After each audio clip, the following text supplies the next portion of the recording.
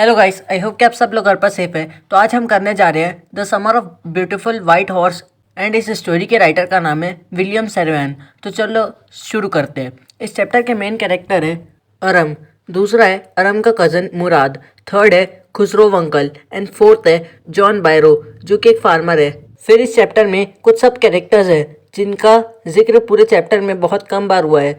तो इसमें सबसे पहले आते हैं अरब जो कि खोसरो अंकल का बेटा है, एंड इसके बाद आता है जुराब जो कि मुराद का फादर है, एंड एट लास्ट अरम की मदर, एंड एट लास्ट एक और फार्मर जिनका नाम है फेटवेंजियन। चलो बढ़ते हैं स्टोरी की ओर। सबसे पहले स्टोरी स्टार्ट होती है अरम जो कि 9 साल का एक बच्चा है और लोगों को लगता है कि उसका जो कज़न ब्रदर है मुराद वो थोड़ा सा पागल है। अब यहाँ बात आती है एक दिन की जब मुराद अरम के घर आया हुआ था। उस दिन अरम अपने बेड में आराम कर रहा था। मुराद की आवाज़ सुनकर अरम विंडो से मुराद को झांकता है, एंड उस वक्त सुबह के 4 बजे हुए थे और ये समर सीज़न चल रहा था। जब अरम ने विंडो के बाहर झांकते हुए मुराद को देखा तो वो शॉक हो गया क्योंकि मुराद एक ब्यूटीफुल वाइट हॉर्स के ऊपर बैठा हुआ था।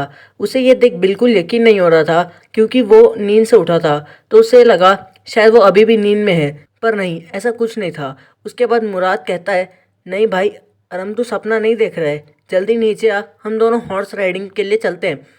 मैं आपको बता दूं कि अरम और उसकी फैमिली एक गैरोग्लिनियन फैमिली से बिलोंग करती है और इस चैप्टर में ये बताया गया है कि उनकी पूरी फैमिली बहुत ज़्यादा पुअर है और यही कारण था जिसकी वजह से अरम को बिल्कुल भी यकीन नहीं हो रहा था कि आखिर इसके पास इतना अच्छा और महंगा घोड़ा आया तो आया कहाँ से। वो शौक था और अरम सोचता है शायद अब मेरी बचपन की इच्छा जो कि है हॉर्स राइडिंग वो पूरी होने वाली है। और एक बात याद रखना कि अरम और उसकी फैमिली अर्मेनिया से ही बिलोंग करती है एंड यहाँ सिर्फ अर्मेनियन लैंग्वेज यूज़ होता है। और लोगों का ये कहना था, ये भी है कि अर्मेनिया में इनसे ज़्यादा विश्वास के लायक और ईमानदार परिवार कहीं नहीं है, एंड यानी उस फैमिली के सभी लोग बहुत ज़्यादा ईमानदार और विश्वास के लायक हैं। यहाँ आरम कहता है कि मेरी तो पूरी फैमिली में किसी का भी हॉर्स से कोई लेना देना नहीं है, इसलिए वो सोचता है लगता है मुराद ने इस हॉर्स को कहीं से चुराया होगा। इसलिए वो मुराद से पूछता है, भाई तुम्हें ये हॉर्स कहाँ से मिला? तो मुराद ने बिना कोई जवाब दिए बस ये कहा कि सुन ले तू, अगर तेरे को हॉर्स राइडिंग करनी है तो आ जा, वरना मैं अकेले ही जा रहा हूँ। तो अब अरम को लगने लगता है कि हो ना हो डेफिनेटली इसने इस घोड़े की चोरी की है। फिर अरम सोचता है यार ये कैसे हो सकता है क्योंकि हमारे फैमिली का कोई मेंबर चोरी तो कर ही नहीं सकता। उसे ऐसा लगने लगा था कि इस बंदे ने घोड़े को राइडिंग के लिए लिया है तो ये चोरी तो नहीं हुई, पर हाँ अगर वो बेचता है और इससे कोई पैसे मिलते हैं तो मैं उसे चोरी घोषित कर दूंगा। फिर अरम कहता है, अरे भाई रुक 2 मिनट, मैं आ रहा हूँ। मुराद कहता है, हाँ ठीक है भाई, पर जल्दी आना। फिर अरम जल्दी से दौड़ के आया और खिड़की से कूद गया एकदम फिल्मी सीन की तरह, और डायरेक्ट वो जाके घोड़े पे बैठ गया। मुराद को लगा जैसे कोई फिल्मी बंदा घुड़सवारी करने के लिए खिड़की से कूद के आ रहा है। वो लोग बताते हैं कि वो लोग वॉलनट एवेन्यू में रहते थे जिसके पीछे में वाइन यार्ड्स, ऑर्कर्ड्स एंड इरिगेशन डिट्स है, एंड उसके साथ साथ वहीं पर कुछ रोड भी है। उसके बाद अरम कहता है कि मात्र 3 मिनट के अंदर वो लोग ऑलिव एवेन्यू पहुंच चुके थे, और वो लोग बताते हैं जब वो हॉर्स राइडिंग कर रहे थे तो उन्हें एक नेक्स्ट लेवल की वाइब आ रही थी। अब मुराद उस घोड़े में बैठता है, चिल्लाना शुरू कर देता है, एंड अरम कहता है हर फैमिली में एक पागल होता है एंड मेरी फैमिली में भी ये पागल है, चलो खैर क्या ही कर सकता हूँ मैं। इसके बाद अरम और आगे बताता है कि मेरी फैमिली में तो ये दूसरा पागल है, इससे पहले इससे बड़े वाले पागल हैं हमारे प्यारे खोसरो अंकल। ओ गॉड, मैं उन्हें कैसे भूल सकता हूँ। और अरम बताता है कि वो बहुत ज़्यादा इम्पेशेंट और इरिटेबल इडियट फेलो था, और उनकी एक आदत अरम को बिल्कुल पसंद नहीं आती थी कि वो हर किसी को बात करने से रोकते थे। और उनका एक तकिया कलाम भी था जिसको वो कहते थे, मतलब इससे कोई हार्म नहीं है, मतलब सपोज 2 लोग बेचारे बात कर रहे हैं एंड ही यूज्ड टू से कि इसका कुछ हार्म नहीं है, मतलब कुछ भी। मैं तुम्हें एग्जांपल देता हूँ, सपोज तुमने खोसरो अंकल से कहा अंकल आपका फट चुका है, अंकल कहेंगे अरे इससे कोई हार्म थोड़ी है। अगर तुमने अंकल से कहा अंकल आपका कट गया है, तो वो कहेंगे अरे इससे हार्म कोई थोड़ी ना है। अब यहाँ ऐसी एक इंसिडेंट के बारे में बताया गया है। एक बार खोसरो अंकल अपनी शेविंग के लिए गए हुए थे। इसके बाद उनका बेटा दौड़ते हुए आया जिसका नाम था अरक, और वो कहता है अरे पापा जल्दी चलो, ये सब दाढ़ी वगैरह बाद में बना लेना, पहले घर चलो आग लग गए। तो अंकल अपना डायलॉग मारते हुए कहते हैं अरे इससे क्या हार्म होगा, छोड़ो ध्यान मत दो। तो बार बार कहता है अरे कैसे पापा हो आप, घर में आग लगी है, जाओ वहाँ सबको देखो। तो वो जोर से चिल्ला के कहता है अरे बोला ना इसे कोई हार्म नहीं है, छोड़ो ध्यान मत दो। अरम बताता है अब मुराद यहाँ पागल इसलिए था क्योंकि उसके अंकल भी पागल थे, पर अरम कहता है खुसरो अंकल और जुराब अंकल जो कि मुराद के फादर है, इन दोनों में ज़मीन आसमान का फ़र्क था। क्योंकि मुराद के फादर बहुत ही प्रैक्टिकल इंसान थे। तो अरम कहता है इससे एक चीज़ प्रूफ है, नाजायज़ बाप नाजायज़ ही होता है। इसलिए वो कहता है कि यार मेरे फैमिली में ना पागलपन अनइवनली डिस्ट्रीब्यूट किया है, पता नहीं बाद में हमारी प्रॉपर्टीज़ का क्या होगा। पर अरम और मुराद इन सब के बीच में अपने ही मज़े में थे। पर कुछ दिन के बाद अरम मुराद से कहता है अब तो नीचे उतर, मुझे अकेले हॉर्स राइडिंग करनी है।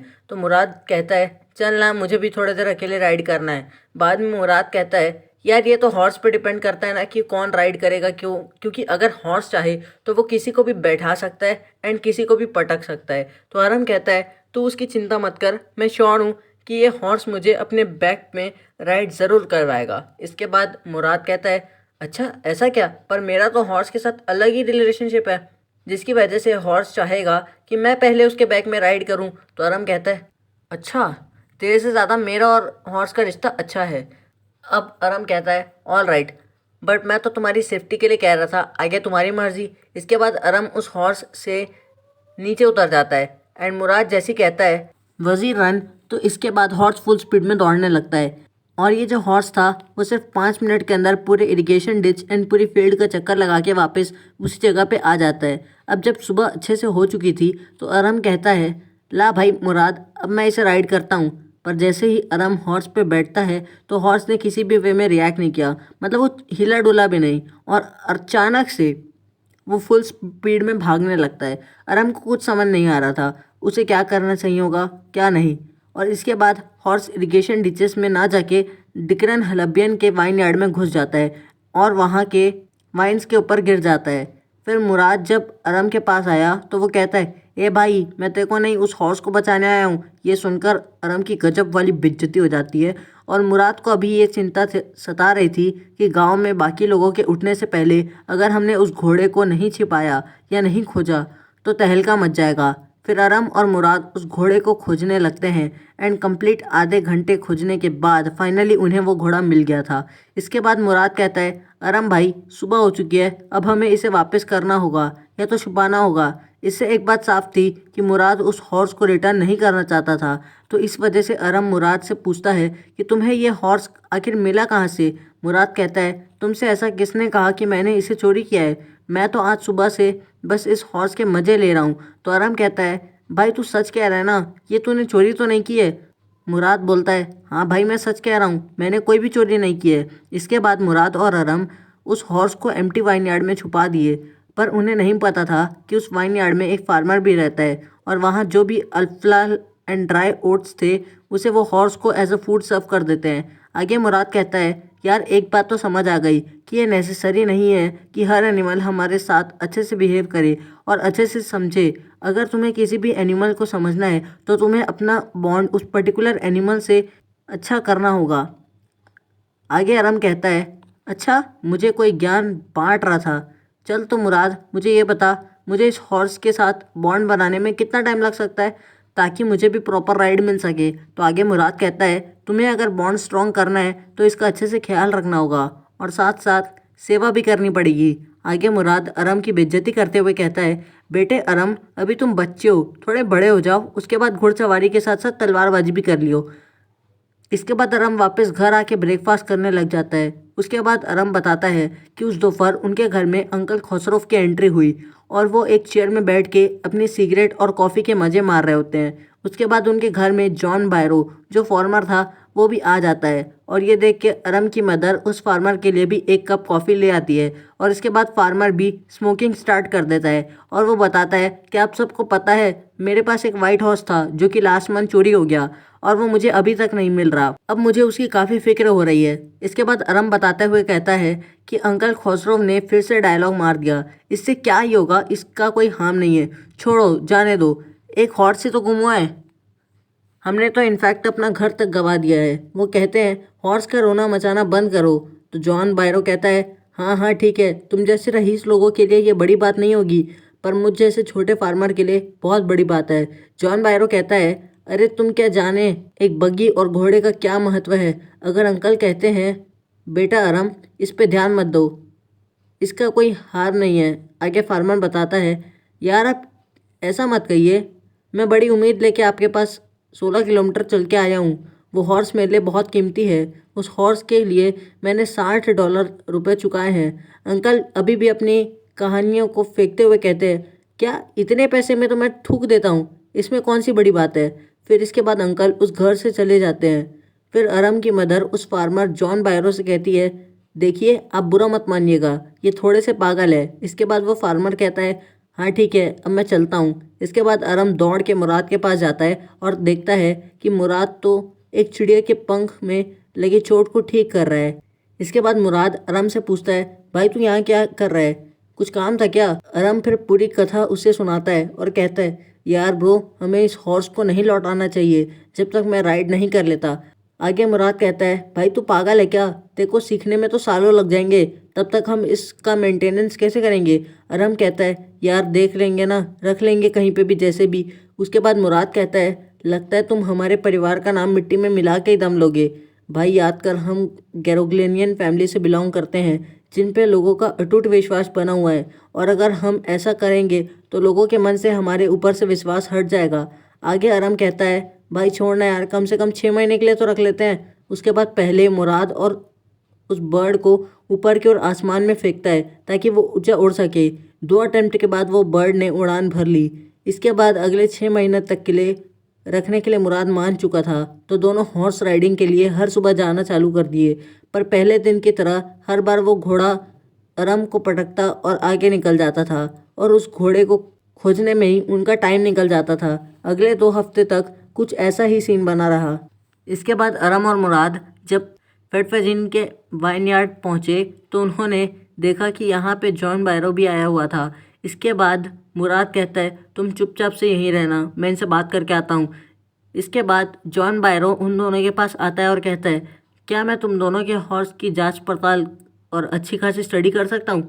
उसके बाद मुराद कहता है, ऑफ कोर्स बिल्कुल कर सकते हैं। उसके बाद जब जॉन बायरो ने हॉर्स का नाम पूछा तो मुराद कहता है, इसका नाम है माई हार्ट, और ये अर्मेनियन लैंग्वेज में था। आगे जॉन बायरो कहता है, अरे वाह नाम तो बड़ा अच्छा रखा है। उसके बाद जब बायरो ने हॉर्स की स्टडी की तो उसने कहा, मैं कसम खा सकता हूँ कि ये बिल्कुल मेरे हॉर्स का डिक्टो है, और एक बार याद रखना, मैं तुम्हें इसे जुड़वा इसलिए कह रहा हूँ क्योंकि मुझे तुम्हारी फैमिली में पूरा विश्वास है कि तुम मेरे घोड़े की चोरी तो नहीं कर सकते, पक्का ये तुम्हारा ही होगा। उसके बाद जॉन बायरो उन दोनों को गुड डे कहता है और वो लोग भी उन्हें गुड डे कहते हैं, एंड दोनों अपने रास्ते चल पड़ते हैं। इसके बाद अगली सुबह दोनों मुराद और अरम जॉन बायरो के वाइन यार्ड में आ जाते हैं ताकि वो लोग उस घोड़े को वापस रख सके। पर बाद में अरम देखता है कि कुछ डॉग्स उनके पीछे लगे हुए हैं, तो अरम कहता है, यार अगर इन कुत्तों ने भौंक दिया तो हमारा तो लग गए। इसके बाद मुराद कहता है, नहीं ये लोग शायद ना भौंके क्योंकि मैं इनके साथ अच्छे रिश्ते बना चलता हूँ। वो लोग लास्ट बार हॉर्स को छोड़ के हक करके वहाँ से निकल जाते हैं। उस दफ़ा जॉन बायरो उनके घर आता है एंड कहता है, बधाई हो, मुझे मेरा प्यारा घोड़ा मिल ही गया।